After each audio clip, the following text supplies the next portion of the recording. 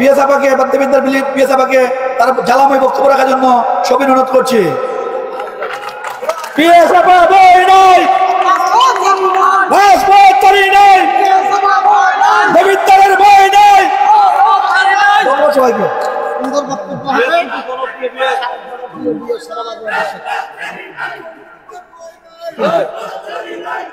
বিসমিল্লাহির রহমানির রহিম। আমার কুমিল্লা ওয়ার্ড মানে এক সমিতির সর্বোচ্চ ডিজিএম স্যার এবং ডিজিএম টেকনিক্যাল স্যার এবং আমার যত এজিএম মহোদয় এবং যত সকল সহকর্মীবৃন্দ, আসসালামু আলাইকুম।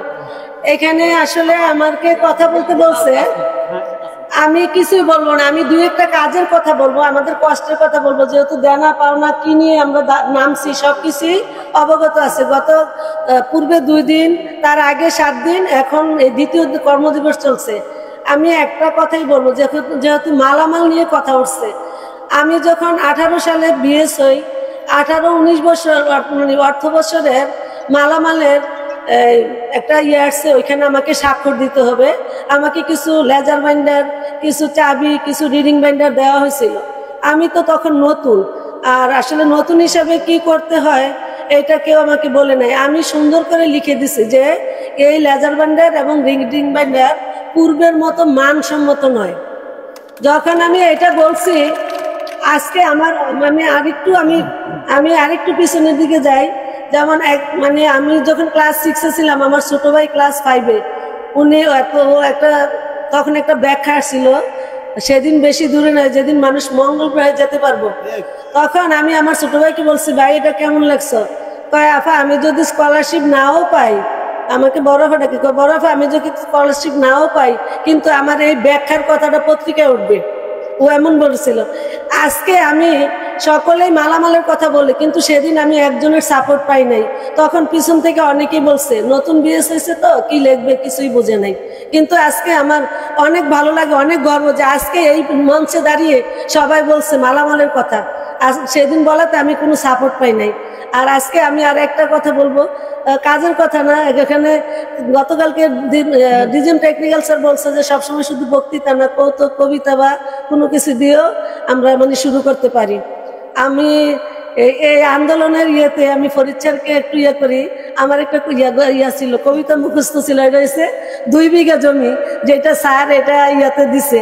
দেওয়ার পর আমি লাস্টের ইয়েগুলো বলি যেখানে ছিল, আমি জানি স্যার এটা সবটাই জানে, তবে আমার ভুল হইলে ক্ষমা করবেন। আমি লাস্টের চাইলেন বলি যে আমি শুনে হাসি আখি জ্বলে বাসি, এই ছিল মূল ঘটে, তুমি মহারাজ সাধু হলে আজ আমি চুর বটে।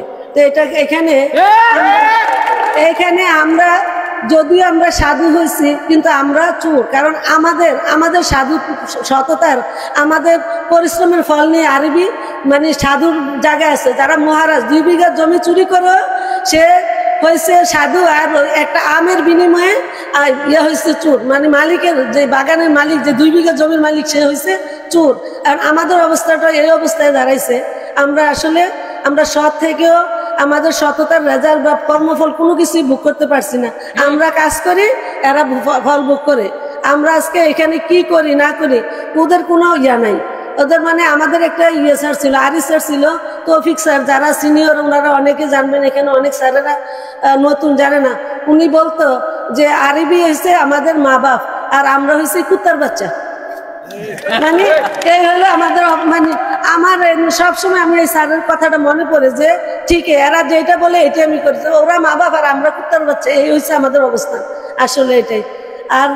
আর একটা ছোট্ট কথা দিয়ে আমি শেষ করছি।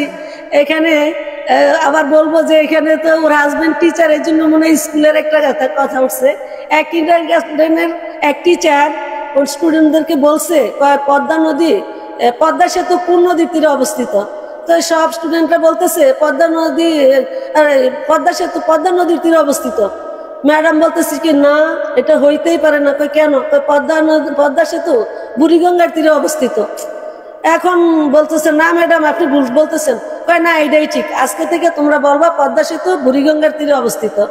এখন স্টুডেন্ট সব বাসায় গিয়ে বাবা মার বলছে কি স্কুলে ভর্তি করেছেন?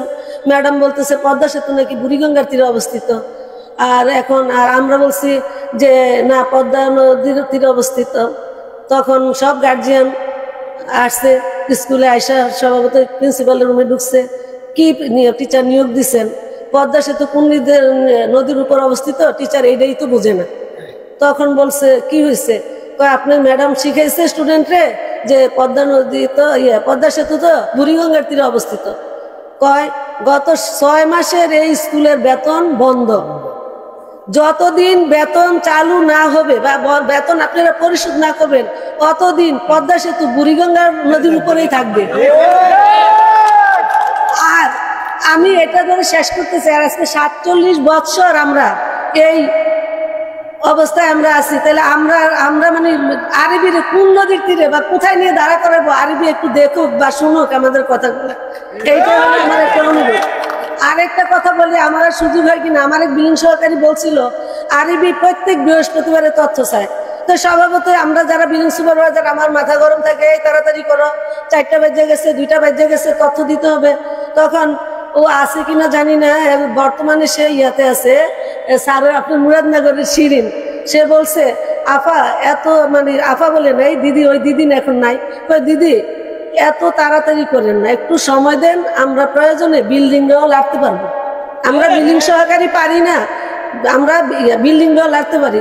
তো আমার কথা হলো এইখানে আরবির কোনো ইয়ে হোক, প্রতিনিধি হোক অথবা দালাল হোক, আপনারা তো আছেন, দেখেন আমরা এই মাঠে শুধু বিল্ডিং সহকারী নয়, আজকে আমরা সর্বশ্রেণী A to Z সবাই উপস্থিত হয়েছি। এবার বিল্ডিং না, আমরা সারা বাংলাদেশ লাগতে পারবো। এই কথা ব্যক্ত করে আমি আমার বক্তব্য শেষ করছি। কোনো ভুল ত্রুটি হলে ক্ষমা করবেন। আসসালামু আলাইকুম। ধন্যবাদ বিএসএফকে। সমাবেশে আছে বন্ধুগণ আমার,